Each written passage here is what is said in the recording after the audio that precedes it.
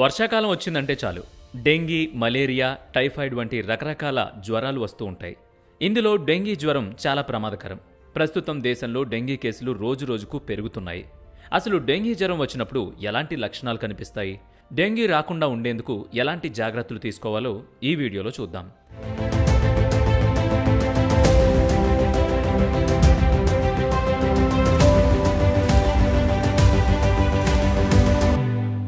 Dengue జ్వరం దోమల వల్ల వస్తుంది. వర్షాలు పడినప్పుడు నీరు నిలిచిపోవడం వల్ల దోమల సంఖ్య ఎక్కువగా పెరుగుతుంది. డెంగీ అనే వైరస్ ఒక దోమకి ప్రవేశించిన తర్వాత ఆ దోమ ఎవరినైనా కుడితే వారికి డెంగీ సోకుతుంది.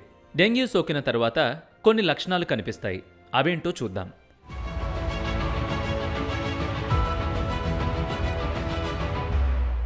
దోమ కుట్టి డెంగ్యూ వైరస్ మన శరీరంలోకి ప్రవేశించిన తర్వాత 4 నుంచి 6 రోజులకి డెంగ్యూ లక్షణాలు కనబడతాయి. ఆ లక్షణాలు 10 రోజుల వరకు ఉండే అవకాశం ఉంది.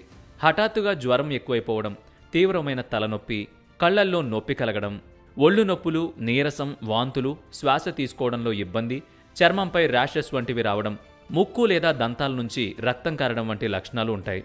అయితే ఈ లక్షణాలు ఉన్నాయంటే అది ఖచ్చితంగా డెంగ్యూ అని చెప్పలేం. అలా అని దాన్ని నిర్లక్ష్యం చేయకూడదు. ఇలాంటి లక్షణాలు కనిపిస్తే కనుక వెంటనే డాక్టర్ని సంప్రదించడం మంచిది. కొన్నిసార్లు లక్షణాలు చాలా ఎక్కువగా ఉంటాయి. అసలు జ్వరం లేకుండా కూడా డెంగ్యూ వచ్చే అవకాశం ఉంది. అలాంటప్పుడు సరైన సమయానికి ట్రీట్మెంట్ తీసుకోవడం కుదరదు.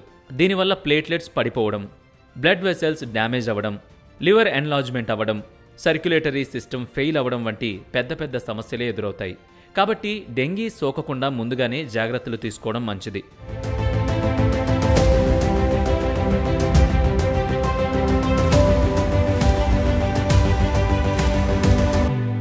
డెంగీ వైరస్ సోకకుండా ఉండాలంటే ముఖ్యంగా దోమలను నివారించాలి. ఇంటి పరిసరాలు శుభ్రంగా ఉంచుకోవాలి. మన ఇంటి చుట్టుపక్కల లేదా ఇంట్లో ఉండే పాత్రల్లో ఎక్కువ రోజులు నీళ్లు నిల్వ ఉండకుండా చూసుకోవాలి. దోమలు ఇంట్లోకి ప్రవేశించకుండా mosquito nets, coils, mosquito repellents వంటివి వాడాలి. చిన్నపిల్లలకు దోమలు కుట్టకుండా నిండుగా ఉండే దుస్తులు వేయాలి. వర్షాలు పడుతున్నప్పుడు దోమలు ఎక్కువగా ఉండే ప్రదేశాల్లోకి వెళ్లకూడదు. నీరు లేదా ఇతర ఫ్లూయిడ్స్ ఎక్కువగా తీసుకోవాలి. జంక్ ఫుడ్స్, కూల్ డ్రింక్స్ వంటి వాటిని దూరం పెట్టాలి. ఇక డెంగ్యూ జ్వరం ఉన్నప్పుడు పెయిన్ కిల్లర్స్ వాడడం మంచిది కాదు. వాటి వల్ల ఇంటర్నల్ బ్లీడింగ్ మరింత ఎక్కువయ్యే ప్రమాదం ఉంటుంది. డెంగీకి ఎలాంటి వ్యాక్సిన్ లేదు కాబట్టి ఈ జాగ్రత్తలన్నీ తప్పకుండా తీసుకోవాలి. ముఖ్యంగా ఇంటి చుట్టుపక్కలుండే పరిసరాలను శుభ్రంగా ఉంచుకోండి. దోమలను నివారించగలిగితే 80% డెంగ్యూని కూడా నివారించగలుగుతాం.